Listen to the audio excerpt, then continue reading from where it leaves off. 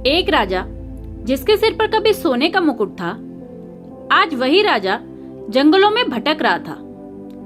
दुश्मन उसे ढूंढ रहे थे, लेकिन वो अपनी पहचान छुपाकर उन्हीं के बीच जी रहा था।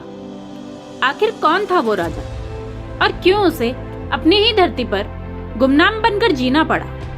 ये कहानी है मेवाड़ के शेर महाराणा प्रताप की। एक ऐसा राजा जिसने कभी अपने स्वाभिमान के सामने झुकना नहीं सीखा।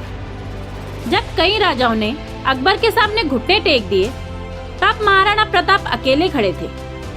उन्होंने कहा, सिर कट सकता है लेकिन झुक नहीं सकता। यही जिद उन्हें इतिहास का अमर योद्धा बनाती है। फिर आया बैटल का हल्दी घाटी। एक तरफ मुगलों की विशाल सेना तो दूसरी तरफ महाराणा प्रताप और उनके कुछ वफादार सैनिक। युद्ध भयंकर था, तलवारें टकराई, धरती कांपी, लेकिन अंत में परिस्थिति ऐसी बनी कि महाराणा प्रताप को पीछे हटना पड़ा। दुनिया ने सोचा अब प्रताप हार गया, लेकिन असली कहानी यहीं से शुरू हुई।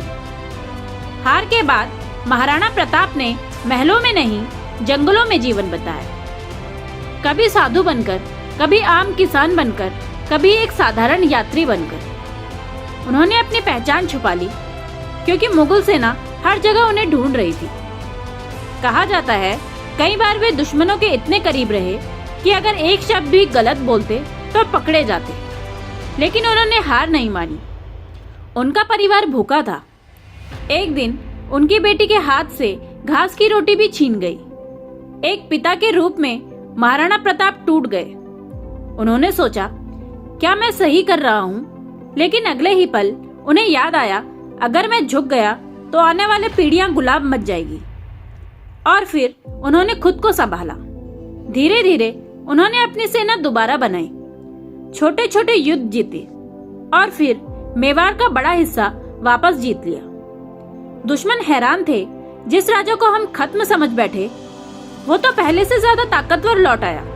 महाराणा प्रताप हमें सिखाते हैं, सच्चा राजा वो नहीं जो महलों में रहे। सच्चा राजा वो है जो मुश्किल समय में भी अपने स्वाभिमान को बचाए रखे। हार अंत नहीं होती। अगर हौसला जिंदा हो तो वापसी हमेशा संभव है। आज भी जब स्वाभिमान की बात होती है तो सबसे पहले नाम आता है महाराणा प्रताप, एक ऐसे राजा जिसने अपनी पहचान छुपाई, लेकिन इतिहास में अपनी पहचान अमर कर दी। जय मेवाड़, जय भारत।